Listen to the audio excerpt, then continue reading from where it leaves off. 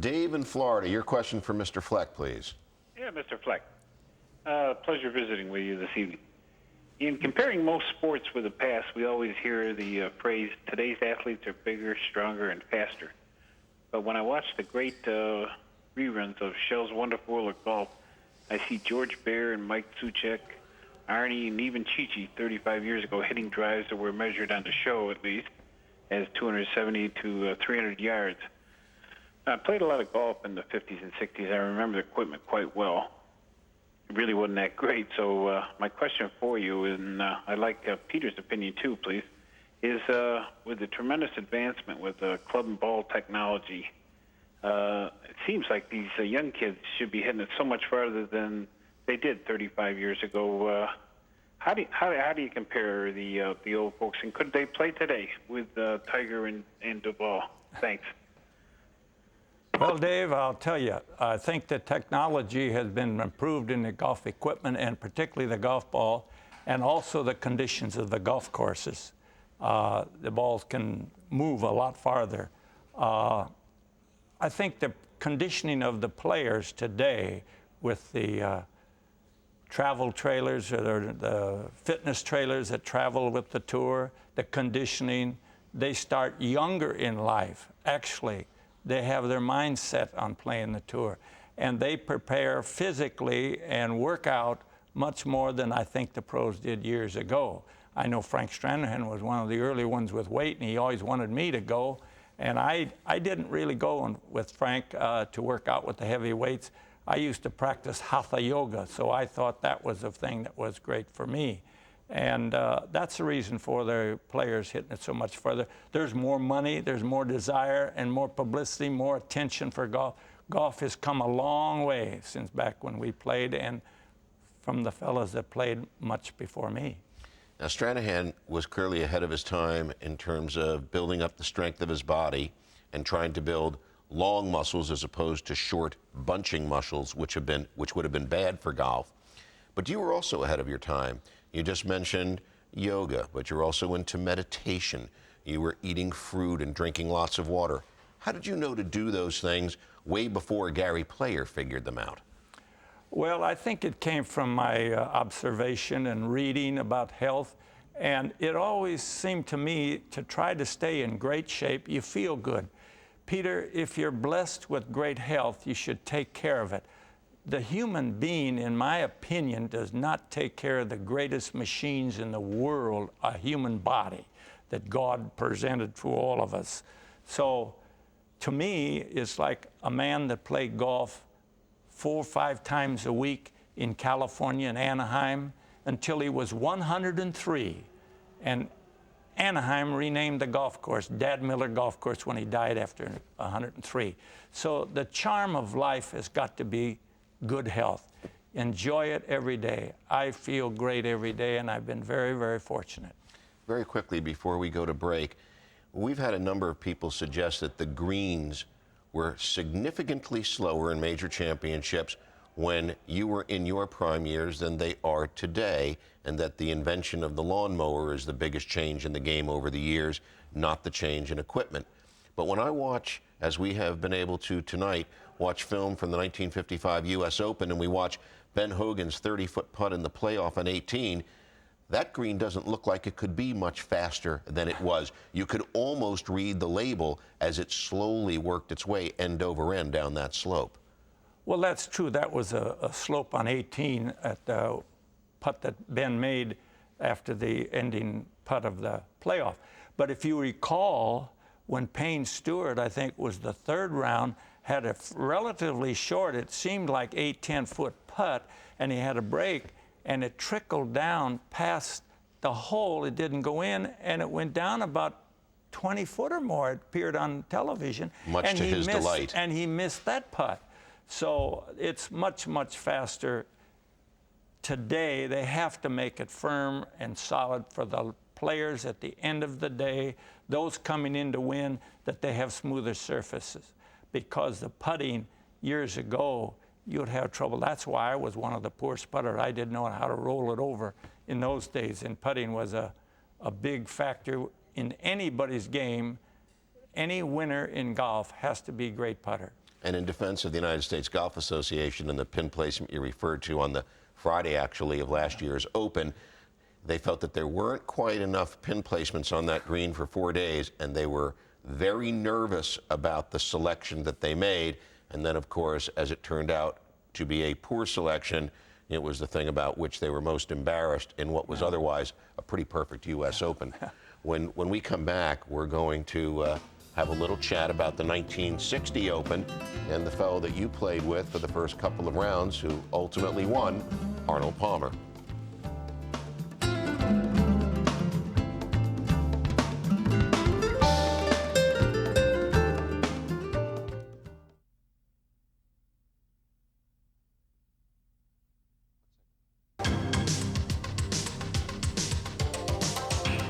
As you know, we like to pick a question every week for our guest on Golf Talk Live, and the one that we've selected for Jack Fleck is, didn't you have a chance to win the 1960 U.S. Open, and didn't you play the first 2 rounds with eventual winner, Arnold Palmer? Yes, Jim, he did. Now you're going to hear all about it. And you told him to relax, didn't you? Well, actually, Peter, we played the first 2 rounds together, and I think it was the first round somewhere along the line.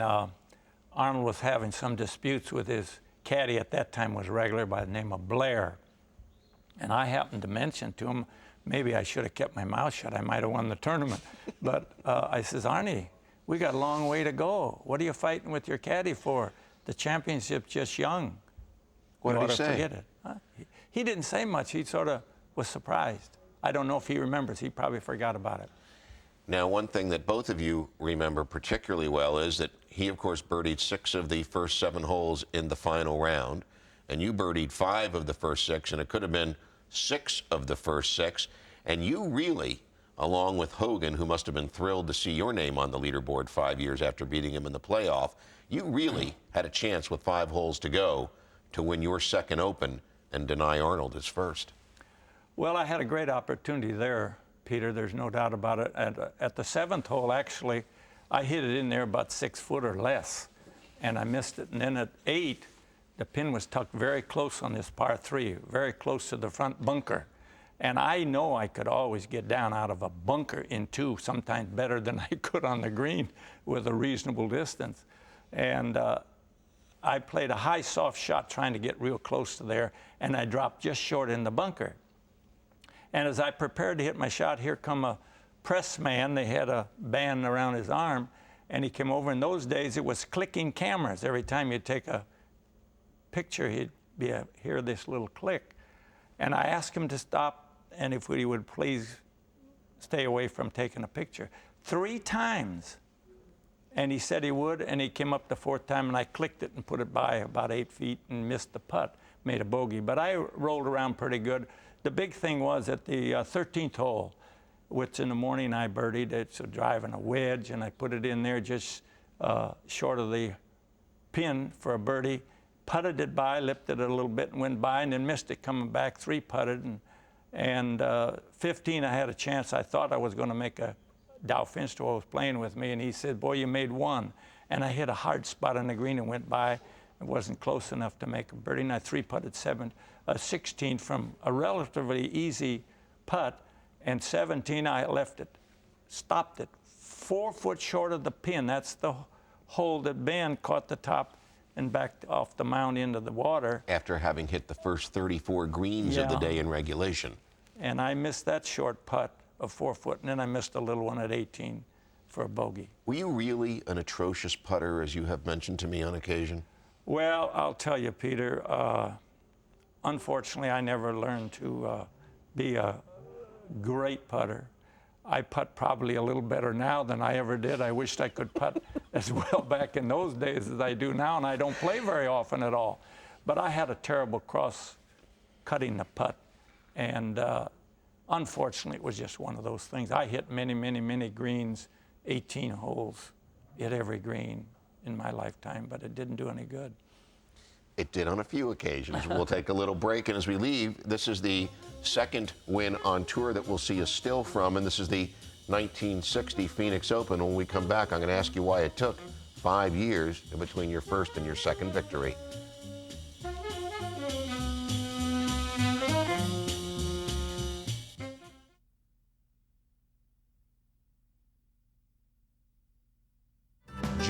Road, South Carolina. Your question for Mr. Fleck, please. Good evening, Peter. Mr. Fleck. Good to be with you, Joel. Though I currently live in South Carolina, I grew up in Little Rock, Arkansas.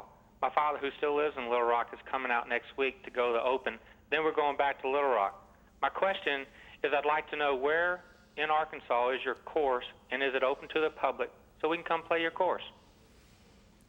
Yes, Joel, you can easily.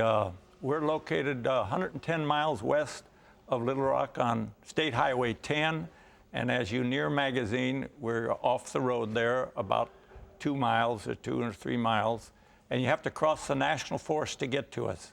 And you may enjoy it. It's a golf course. It's 18 complete holes. I call it the golf design of the future on a small monoline. We have dual greens, 9 dual greens, bent greens. My son Craig does an excellent job of trying to keep it, and now we're going into the summer heat and humidity. It'll be very difficult to hold the bent greens. We don't have the multi-machinery equipment and oodles of men working on the golf course, though. We have to more or less take care of that ourselves. So it's open to the public. You can come and call and play anytime you want. We have a foursome special if you'd like to come and play. If one comes to your course called Little Bit of Heaven, is it possible to get a lesson from Jack Fleck? Is it possible to play a few holes with Jack Fleck? Well, yes, Peter, they can come and get a lesson from me by appointment. Let me know ahead of time. Most everyone that comes, I've been getting quite a number of lessons the last 6 months from all around the country, all different parts of this country. They come in. I just had a man from Omaha, Nebraska that came down, Lincoln, Nebraska area. So they can do that at any time and may be able to arrange. I haven't been able to play too much golf myself. I've got to try to get in shape here in the next few days because we go to the Grand Champions tournament, just Dearborn, Michigan, coming up next week. You look pretty fit to us. Let's see what Fred in Florida wants to ask you. Hello, Fred. Yes, Peter. I love your show. Thank you, sir. Yes, I have a question for Mr. Fleck. And by the way, I play Ben Hogan irons. I read somewhere, I thought I read somewhere, in the 18-hole playoff that the round was played in like 2 hours and 54 minutes. And also, I'd like to know how Mr. Hogan treated Mr. Fleck during that 18-hole playoff. Well, Fred, I'll tell you, I don't know about a stopwatch, and I really don't know the time it took to play that playoff. Peter, I really have never had that come up before. But as far as Ben, I remember I met Ben Hogan at his factory. He even let me in the back factory, and I understood he wouldn't let any of the other top pros of those days go in that factory. So I was playing Ben Hogan clubs. He and I were the only two playing Ben Hogan clubs in his new factory manufacturing those clubs. So I don't know how long, and he's always treated me very fair, and he's always been very nice. I've met him and been on the phone. We've played practice rounds together. So I've always felt that Ben Hogan was a very nice and fair man. Why didn't you go to his funeral? Well, Peter, I thought about that quite a bit. I didn't want to go down and take any attention or anything else upon me even mention my name. I called and tried to find out if the funeral home would be open early in the morning. Then I could have snuck into Fort Worth, viewed Ben, signed the register, and left. But that wasn't so. They said it wouldn't open till noon. I wrote to Valerie and had to mail it to Colonial. So I just didn't feel that I should take any attention. Are you still comfortable with that decision, or do you regret not going? No, I'm comfortable with the decision. If, as I said, if the funeral home would have been open, then I would have gone down and gone there early in the morning and viewed Ben. When you think of him now, what comes to mind? Well, he was a great competitor. Of course, I was not socially associated with Ben Hogan, but I've always sort of patterned his style of concentration. One of the things I read a number of years back, which I always thought was a great statement by Ben Hogan, He compared himself to a few of his very wealthy friends. He thought that he had the self-satisfaction of accomplishment, which was a great reward for him in that competition. And I used to watch his scorings when I was still caddying back at Davenport Country Club of his progress. And I always thought he was a one of the greatest competitors. As we take a short break, we'll take a look at some of the things that you accomplished on the golf course.